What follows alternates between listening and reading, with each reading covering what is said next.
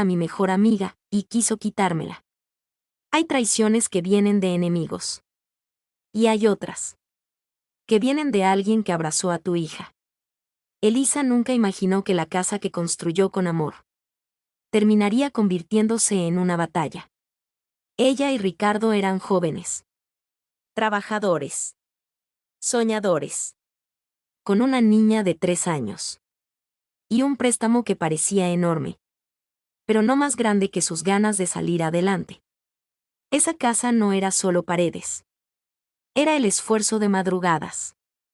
Era el salario completo de Ricardo. Era el sacrificio de ambos. Era el futuro de su hija. Y Beatriz, su mejor amiga, siempre decía: «Wow, Elisa, qué bendición esa casa. Qué hermosa. Qué afortunada eres». Nunca imaginó que esas palabras no eran admiración. Eran deseo. Pero el destino golpeó primero. Un accidente de tránsito. Una llamada inesperada. Un hospital. Y una noticia que partió su vida en dos. Ricardo murió. Y la casa. De pronto dejó de sentirse como hogar. Lo que Elisa no sabía es que el dolor no sería su única prueba. Porque a veces la vida te arrebata al amor de tu vida. Y luego te muestra quién realmente estaba a tu lado. Esta no es solo una historia de traición. Es una historia de confianza mal puesta. De documentos que no se firmaron. De una madre defendiendo el patrimonio de su hija. Y de una amiga que creyó que la astucia podía más que la verdad. Elisa y Ricardo no tenían una vida perfecta. Tenían algo mejor. Tenían sueños. Eran jóvenes. Trabajadores. De esos que madrugan sin quejarse y regresan cansados pero agradecidos. Ricardo trabajaba fuerte, con un salario estable que les daba esperanza. Elisa también aportaba. Siempre organizada, siempre pensando en el futuro. Y en medio de todo eso, estaba su mayor motor. Su hija de 3 años. Pequeña, risueña, con esos pasitos torpes que llenaban la casa de vida. Ella era la razón por la que ambos apretaban los dientes cuando el dinero no alcanzaba. La razón por la que hacían cuentas cada fin de mes. Hasta que un día tomaron una decisión grande. Pidieron un préstamo al banco. No fue fácil. Revisaron números. Sacrificaron salidas. Reducieron gastos. Pero cuando firmaron esos papeles, sintieron algo que nunca habían sentido antes. Estaban construyendo patrimonio. Cuando les entregaron las llaves, Elisa lloró. La casa era hermosa. No era una mansión. Pero tenía luz natural en la sala. Un pequeño jardín al frente. Una habitación que ya imaginaban pintada de colores para su hija. Ricardo caminaba por cada espacio diciendo: «Esto es nuestro. Nadie nos lo regaló». Esa casa era más que paredes. Era el resultado de madrugadas. De horas extra.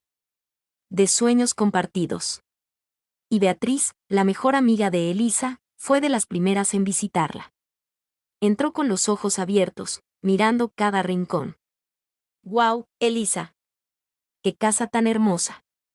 De verdad lo lograron. ¡Qué bendición, amiga! Esto es otro nivel». Siempre la admiraba. Siempre decía lo orgullosa que estaba de ella. Elisa sonreía sin imaginar nada extraño. Porque cuando confías, no sospechas. La casa se llenó de risas. De cumpleaños. De cenas sencillas pero felices. Era el inicio de una nueva etapa. Lo que Elisa no sabía es que ese sueño tan hermoso sería puesto a prueba de la forma más inesperada. Fue un martes cualquiera. De esos días normales que no anuncian tragedias. Ricardo salió temprano, como siempre. Le dio un beso a su hija en la frente. A Elisa le dijo: «Nos vemos en la noche, amor». Nunca imaginaron que esa sería la última vez. El teléfono sonó al mediodía. Un número desconocido. Una voz seria. Un accidente de tránsito. Elisa sintió que el mundo se detenía. Hospital. Pasillos fríos. Luces blancas. Gente corriendo. Y luego, silencio. Ricardo no sobrevivió. No hubo despedida. No hubo última conversación. Solo un vacío imposible de describir. Elisa no lloró de inmediato. Se quedó paralizada. Como si su mente se negara a entender lo que su corazón ya sabía. Su hija preguntaba: ¿Dónde está papi? Y esa pregunta le partía el alma todos los días. Volver a la casa fue lo más difícil. La sala donde habían celebrado la entrega de llaves. La cocina donde planeaban el futuro. La habitación que todavía tenía su ropa. Todo dolía. Las paredes ya no eran ilusión. Eran recuerdo. Cada rincón gritaba ausencia. La casa que había sido su mayor logro. Ahora se sentía demasiado grande. Demasiado silenciosa. Demasiado vacía. Entre el duelo y la responsabilidad de su hija, Elisa tomó una decisión. Se iría temporalmente a vivir con su mamá. Necesitaba ayuda para cuidar a la niña mientras trabajaba. Y necesitaba distancia, porque la casa le rompía el corazón cada vez que entraba. Pensó que sería algo pasajero. Un tiempo para sanar. Un tiempo para reorganizarse. No sabía que esa decisión, tomada desde el dolor, abriría la puerta al conflicto más inesperado de su vida. Pasaron algunas semanas.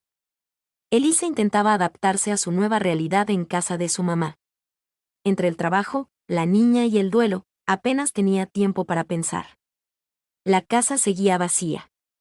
Cerrada. En silencio. Esperando. Un día, mientras tomaban café, Beatriz hizo la pregunta que parecía lógica.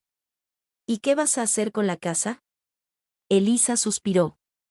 No lo sé, todavía me duele entrar. Su mamá, siempre práctica, intervino. No la vendas.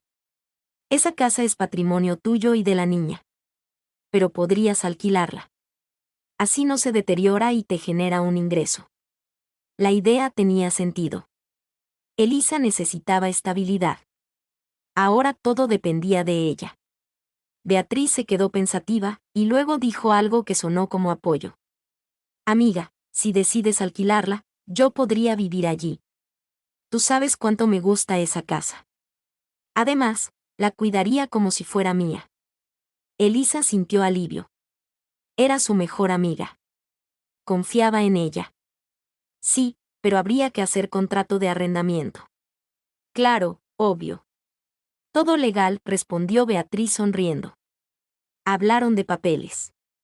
De renta. De servicios. Pero los días pasaron. Beatriz empezó a llevar sus cosas.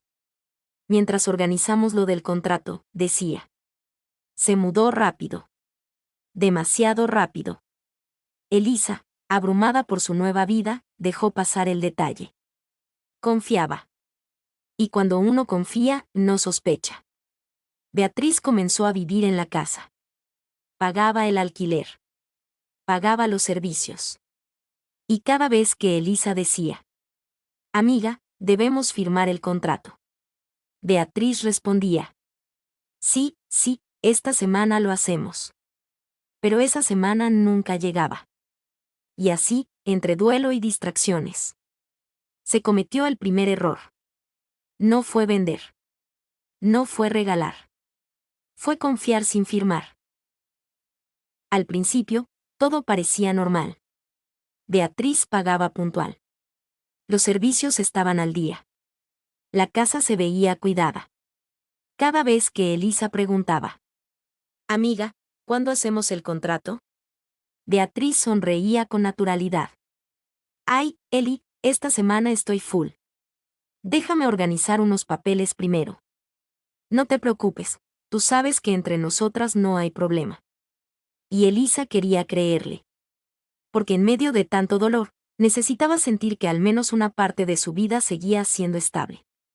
Las conversaciones sobre el contrato siempre quedaban a medias. Una llamada interrumpida. Un luego lo vemos.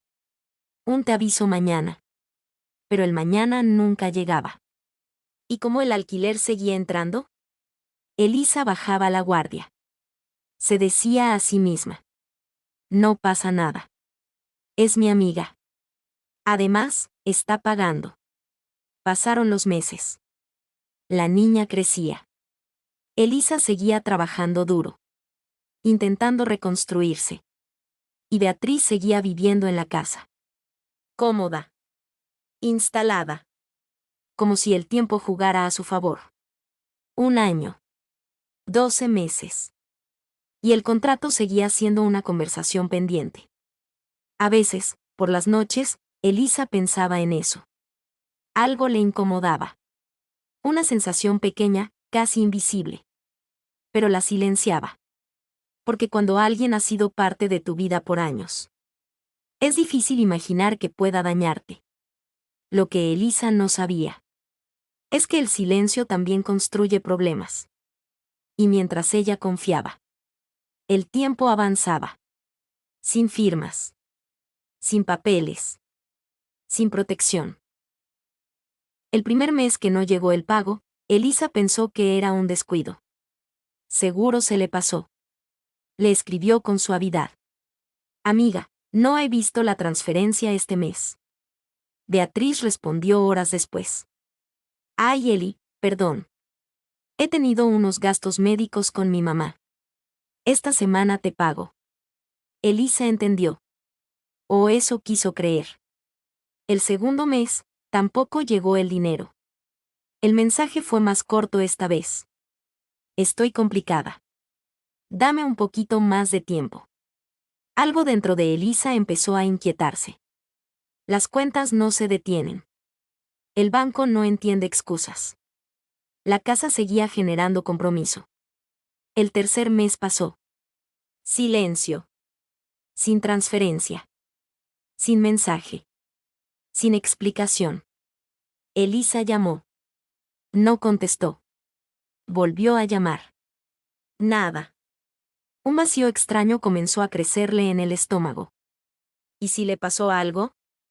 ¿Y si realmente está en problemas? Una tarde decidió ir personalmente. La casa estaba cerrada. Las cortinas corridas. Tocó el timbre. Nada. Golpeó la puerta. Silencio. Pero cuando estaba por irse, escuchó algo. Un ruido. Como pasos. Como una puerta interna cerrándose. Elisa se quedó quieta. Volvió a tocar, esta vez con más fuerza. Beatriz, soy yo. Silencio. Pero sabía que alguien estaba adentro. Podía sentirlo. La sangre le empezó a latir fuerte en los oídos. La preocupación se transformó en algo más oscuro. No era miedo. Era intuición. Algo no estaba bien. Y esa tarde, frente a la puerta de su propia casa, Elisa comenzó a entender que el problema era mucho más grande de lo que había imaginado. Elisa no se fue esa tarde. Se quedó frente a la puerta. Sabía que había alguien adentro. Volvió a tocar. Más fuerte. Beatriz, abre, por favor. Sé que estás ahí. Pasaron segundos eternos.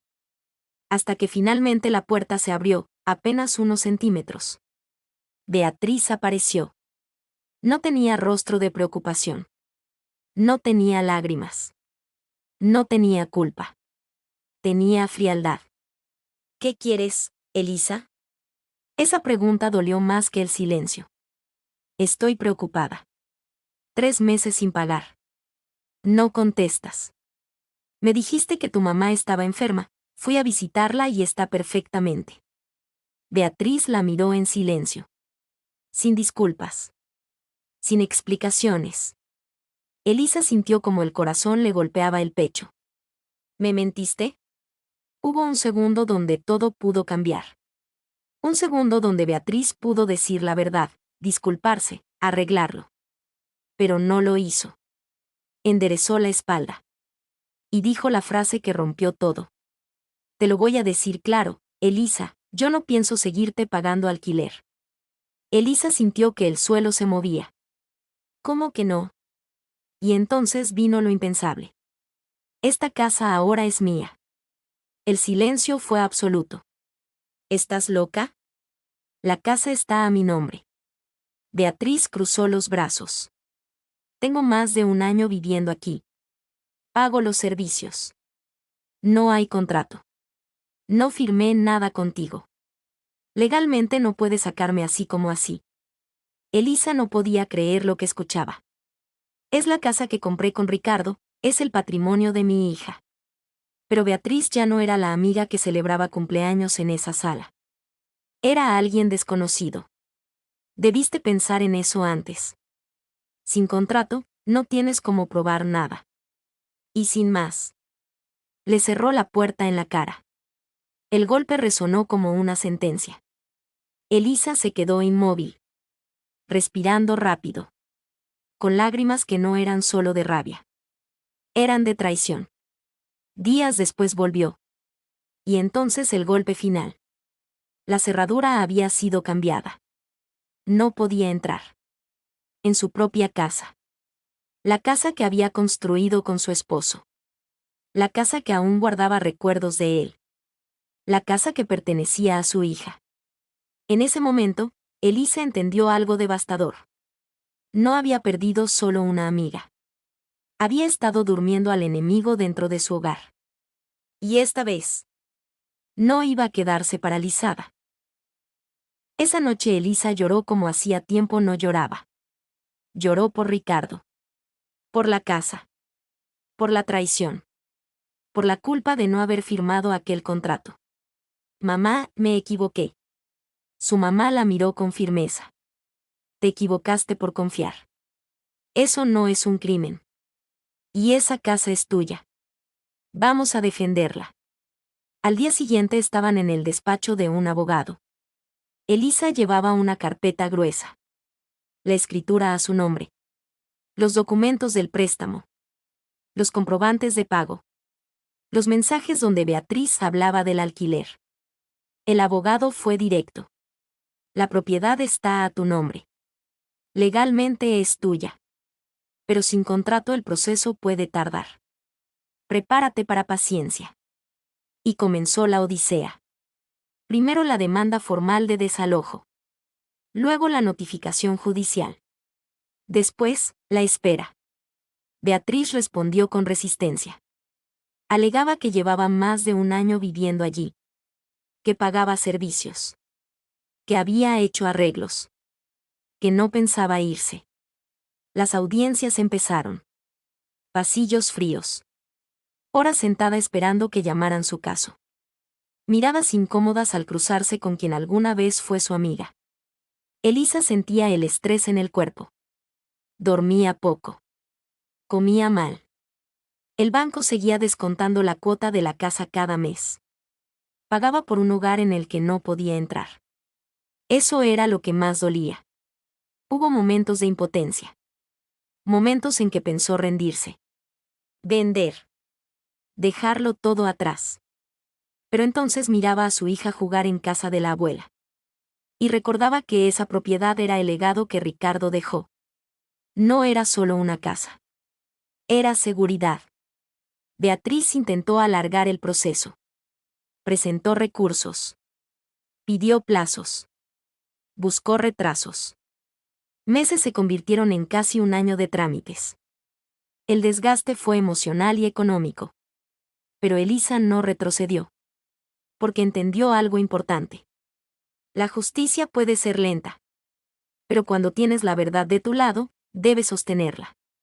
Y finalmente, después de tanto papeleo, tantas audiencias, tanto estrés, llegó el día del fallo. El día del fallo llegó después de meses que parecieron años. Elisa estaba sentada en la sala del tribunal con las manos frías. Su mamá a su lado, sosteniéndole el brazo en silencio. Al frente, Beatriz. Distante. Seria. Sin mirarla. El juez comenzó a leer. Palabras técnicas. fundamentos legales, reconocimiento de propiedad. Y luego, la frase que lo cambió todo. La propiedad pertenece exclusivamente a Elisa. Se ordena el desalojo inmediato. Elisa cerró los ojos. No gritó. No celebró. Solo dejó que el aire volviera a entrar en sus pulmones.